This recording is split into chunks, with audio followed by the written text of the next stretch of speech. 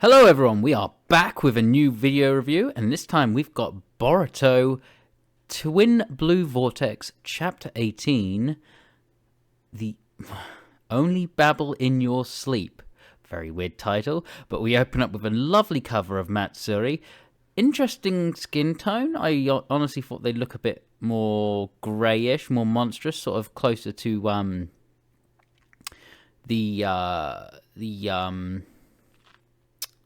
whatever they were called, the claw grimes, or even the ones from Naruto Shippuden. You know, they were quite greyish, but she's looking quite human, which is an interesting choice. I just love how we open up with Sumire just walking in on Kawaki threatening Amado with him slammed against the wall. It's like, oh hey, see you guys are having fun. But yeah, as we expected, you know, Kawaki's followed up on Boruto's claim that Amado is holding back his power and wants his limiters removed, or, you know, to go full offensive. So, you know, there's the threat. But we didn't have to wait long to find out what the title of the chapter is all about, because Kawaki sort of, I don't know if he releases him a little bit or Amado kind of managed to free up his throat, and he says the title, Only Babble in Your Sleep, Kawaki. And it turns out it's his shutdown code. So Kawaki hits the dirt again. Like, how many times is that since we did the time skip? It's about 4 times now. If you know, so we've gone from code taking all the L's to it being Kawaki's turn, I guess. But with Kawaki out of commission, we switch scenes to the sand with Kawaki, with Mitsuki, Ryu, and Sarada joining up with Yodo and Araya. I'm going to get his name right now. So they introduce Ryu to Yodo and Araya, and it already seems, and this is going to become very important during the chapter, that Yodo can't seem to keep her cool. Ryu is noticing that she's totally glaring at him. Very important, and we will soon find out why. But now we've established what's going on there, we switch scenes again, and this time we're going to see what's happening with Konohamaru and Matsuri. And it seems that after some talking, Matsuri's kind of starting to calm down and get hold of her feelings. But then we proceed, and we get another seemingly inconsequential moment, but actually very important, where Matsuri asks if she can call Konohamaru-chan. And, you know, if you are used to the, you know, Naruto sub, you know, Boruto sub, it's what Moegi always calls Konohamaru. So you might not be aware of that if you're a dub watcher, but if you are a dub watcher, shame on you, I guess. We even get a cool little flashback of Konohamaru, well, it's flashback or memories or whatever, Konohamaru thinking of all the different stages of, you know, got like pre-time skip Moegi, got post-time skip Moegi, and Boruto Moegi, all calling him Konohamaru-chan, which is kind of cool. So after that little thing, we kind of switch scenes again back to the ones with Ryu. And I love this cool little moment. We get to see Ryu start using his Iron Sand because they're looking for clues for Boruto, and there might be like metallic objects or whatever. So he starts spreading out his Iron Sand. It's cool to see him using Shinki's Iron Sand abilities, just to see what he's up to. So Sarada starts to get a bit edgy, but Ryu assures her that he's just using it for detection. But I think it's really cool what happens next, in that once the Iron Sand hovers around Yodo, he absolutely senses her bloodlust, which is cool. It's really cool. And it shows that she's really blowing it of trying to stay cool and make friends with Ryu at the moment. But to try and move the subject away from Yodo's bloodlust, Mitsuki does ask Ryu about what their motives are for hunting down Boruto, because they don't know. And I think that's cool. And shows them being very tactical.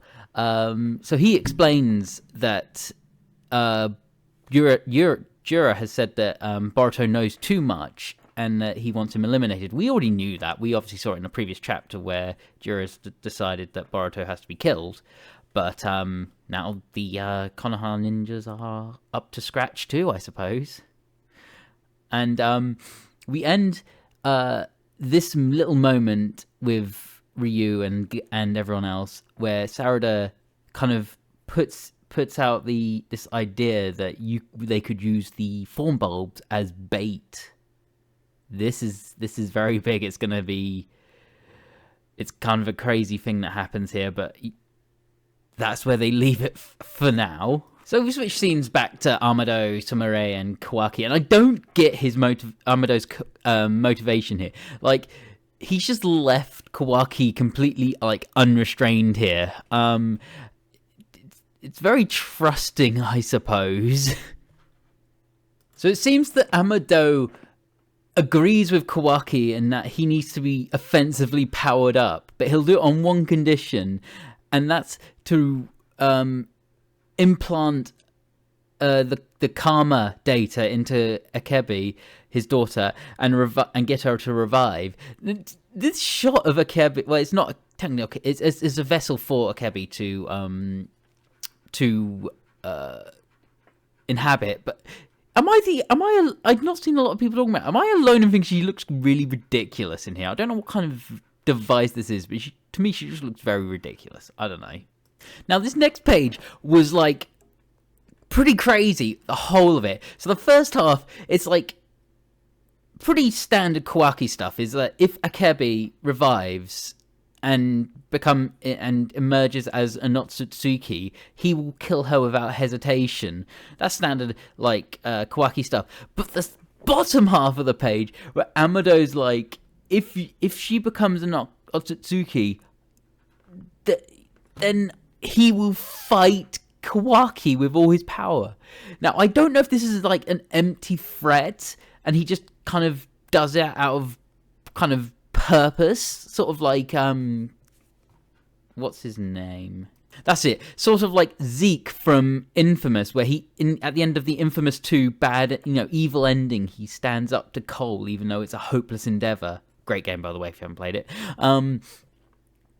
Or does Amado have access to certain powers or abilities that we don't know yet, and he can actually stand up to Kawaki?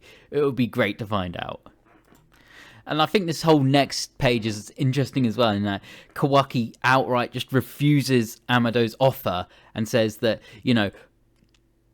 eliminating the foes at hand, so I guess that's the Shinju and probably Boruto as well. After that, he will revive Akebi, but that is Kawaki's word worth anything? I mean, he's playing hardball, I suppose. So that's what's going on with Amado, Kawaki, and Sumire. So we, of course, move back to Konohamaru and Matsuri, where she, despite not getting Konohamaru's approval, has started calling him Konohamaru-chan, and he, I guess, isn't going with the mission either, because he immediately doesn't play along and asks her to stop. Because only one person is allowed to call him that. And look how angry it makes Matsuri. She's like jealous of his ex or something. It's great. And what's great is Matsuri instantly knows it's Moegi he's referring to as well. And she's just so pissed. It's great.